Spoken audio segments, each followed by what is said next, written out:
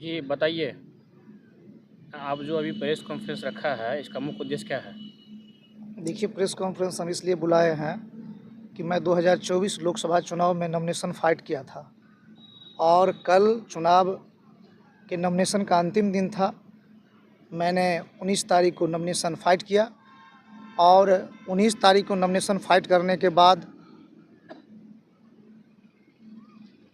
जो त्रुटि उसमें थी, जैसे कि सभी प्रत्याशियों के साथ होता है, इसी के संशोधन के लिए आज मतलब स्क्रूटनी में हमें बुलाया गया था और स्क्रूटनी में बुलाया गया था। मुझे 1 बजे से पहले ही, पौने 1 के लगभग मुझे फ़ोन वहाँ से आता है, जो मेरे सारे कॉल डिटेल्स निकल जाएंगे। वो फ़ोन करते हैं और फ़ोन करने के बाद वहाँ जब हम पहुँचते हैं, पहुँचने के बाद सारा डॉक्यूमेंट्स जो पेपर था हम उसको लेके जाते हैं। तो वहाँ पर जब हम निर्वाचन पदाधिकारी के पास जाते हैं तो वहाँ पर जो है सो मुझे मेरे पेपर में कल मुझे जो नोटिस मिला था, मतलब नॉमिनेशन के बाद, जो 26 प्रारूप में और क्या कहते हैं, प्रस्तावक जो थे उसमें 8 नंबर के प्रस्तावक पे मतलब था कि उनका बूथ नंबर पे, भाग संख्या पे कुछ मतलब उनको डाउट था, जो इसका मतलब इनके नाम पर किसी और का नाम था। पुराने मतलब जो है सो ईपिक के हिसाब से ऐसा होगा, जो मतलब 1 साल पहले जो निकला था वोटर लिस्ट में, उसमें कुछ ऐसा हुआ था। तो बोले कि सुधार कर लिया जाए, अगर आप इसको मिलान कर देते हैं या फ़ोन करके पूछ लीजिए। हम जब मतलब पहुंचते हैं 1:15 तब हो रहा था, तो वो हमसे बोलते हैं कि चलिए ठीक है, हो जाएगा। जो क्योंकि इस चीज़ का सत्यापन करने के लिए अंदर में सीसीटीवी कैमरा भी लगा हुआ है और लोग रिकॉर्ड भी कर रहे थे, बाहर भी सीसीटीवी कैमरा लगा हुआ था। तो उसमें भी देखा जा सकता है कि जो पदाधिकारी थे वो हमसे पूछते हैं कि मतलब आपको अगर इसमें प्रॉब्लम, हम बोले कि सर ये इस तरह का बात है, उसमें जो भी सुधार होगा, अभी समय बहुत ज़्यादा है, हम उसमें सुधार करके 3 बजे तक है, हम आपको सुधार करके, जैसे कि पेपर में लिखा भी हुआ है कि 3 बजे तक आप जो भी कुछ है वो कर सकते हैं। तो बोले कि अच्छा, इसमें आप फ़ोन करके बोलिए, यहाँ पर आपको हम ये समय देते हैं, आप फ़ोन करके इससे पूछिए। मैं फ़ोन भी किया हूँ, तब तक वो मतलब ये है कि मतलब ठीक है आप कर लीजिए। उसके बाद बोलते हैं, कोई व्यक्ति अंदर में आते हैं, कोई पदाधिकारी, उनसे क्या बात करते हैं नहीं करते हैं मुझे नहीं पता, या क्या मैसेज आता है उनको, उसके बाद उनका बिहेवियर चेंज हो जाता है और वो हमसे बोलते हैं कि देखिए ऐसा है कि समय की अवधि अब ख़त्म हो गई, अब आपका जो है सो आदेश का, आप अगले आदेश का इंतज़ार कीजिए, अब अगले आदेश का इंतज़ार कीजिए। मैंने कहा क्या अगला आदेश आने वाला है मेरे खिलाफ़? तो बोले कि नहीं, आप मतलब जो है कोई भी डॉक्यूमेंट्स ऐसे है वैसे है फलाना। कहा भाई डॉक्यूमेंट्स तो मैं इसमें जो भी कुछ सुधार है वह मैं करवा के 10 मिनट में आपको लेके यहाँ पर दे आता हूँ। तो बोले कि नहीं नहीं, अभी ये हो गया वो हो गया, आप जो है सो क्या हो, मतलब एक पदाधिकारी था, उसको मैंने बोला कि मैं सारा सब कुछ लेके आता हूँ। तो बोले कि ठीक है आप बाहर जाइए, आप बैठिए। तो हम क्या किए, उसको ले जाकर सारा सब कुछ सुधार करके हम फिर से पुनः आए। जब वहाँ का ईपिक का जो भी प्रॉब्लम था उसको भी दूर कर लिया गया। सारा कागज़ पेपर हमारा जो है सो तैयार था।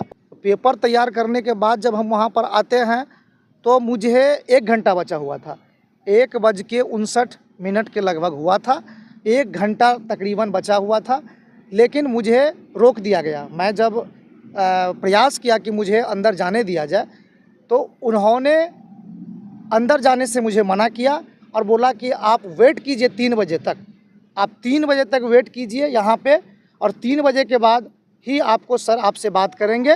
पेपर आप नहीं ले जा सकते हैं, ऐसे आप सर से मिल सकते हैं तो मिल सकते हैं, लेकिन पेपर आप नहीं ले जा सकते हैं। मैंने कहा पेपर कैसे नहीं ले जा सकते हम, वैसे क्या मिल कर करूँ मैं, पेपर में ही सारा सब कुछ है, मैंने सुधार करके रखा हूँ और बाहर के सीसीटीवी कैमरा में भी ये चीज़ आ जाएगा, क्योंकि मैं बैठा हुआ हूँ। मुझे 1 घंटा वेट करवाया, क्योंकि ये लोग का पूरा मैनेज था, चुनाव आयोग पूरा मैनेज था, और मुझे पूरा इस बात का विश्वास है, भरोसा है कि यहाँ पर धनबल वाले जो कैंडिडेट हैं और जो ऊपर जो ये लोग जो डील करते हैं, ये आपस में तालमेल करके कहीं ना कहीं धनबल के आगे चुनाव आयोग नतमस्तक हुआ है, और उन्हीं के दबाव में, पैसे के दबाव में मेरे विरुद्ध ये षड्यंत्र किया है और मेरे चुनाव नॉमिनेशन को रद्द करने का कार्य किया। आप पिछले बार भी चुनाव लड़े थे, जो कि 30,000 वोट लाए थे, तीसरे नंबर पे भी आए थे, तो पिछले बार इस तरह की बात नहीं हुई। लेकिन पिछले बार जिस तरह से आप फॉर्म भरे थे, इस बार भी आपने फॉर्म भरा और नामांकन दर्ज किया, तो आपको क्या लगता है कि साजिश है आपके साथ? ये तो आम जनता को, मैं तो अभी सुप्रीम कोर्ट जाऊंगा, इनके खिलाफ, चुनाव आयोग के खिलाफ मैं सुप्रीम कोर्ट के न्यायालय का मैं शरण लूँगा। उसके बाद जनता की अदालत है।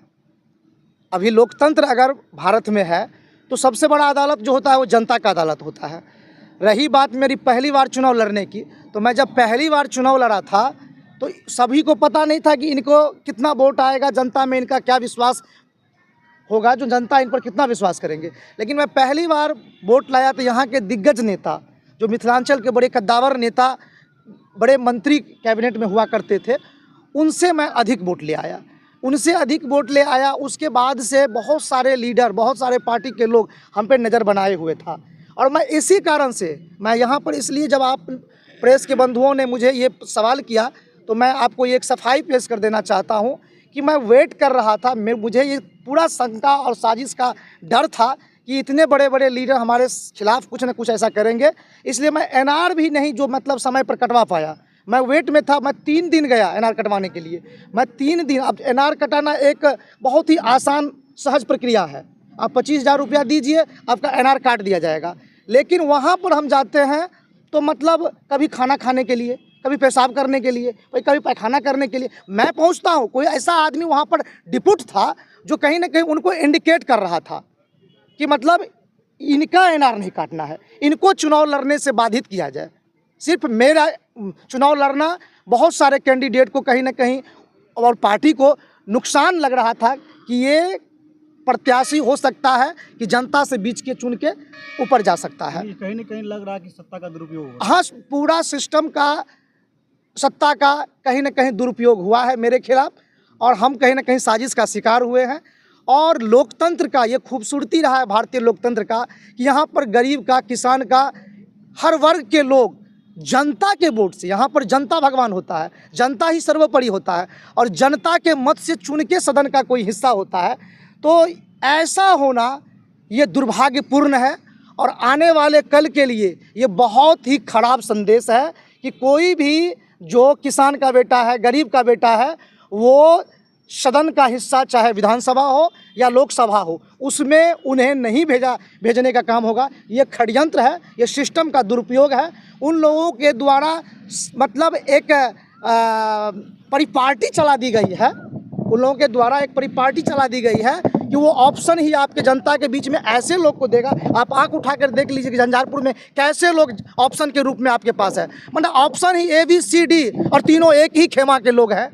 किसी को आप जिताइएगा, यानी कि साफ तौर पे कहा जाए तो जिसके पास पैसा है, ताकत है, सत्ता है, वही चुनाव लड़ सकते हैं। हाँ, तो इसमें कहीं ना कहीं तो जनता का ही ना हास है, जनता का ही ना नुकसान है, क्योंकि पैसे व्यवसायीकरण जो राजनीति का हो रहा है और सिस्टम का दुरुपयोग हो रहा है। कुछ चंद लोग ही इस तरह के कार्य में लिप्त है। वो लोग नहीं चाहते हैं कि कोई अच्छा नेता, कोई ईमानदार नेता अगर आगे आ जाए तो हम लोग कहीं ना कहीं मुश्किल में पड़ जाएंगे।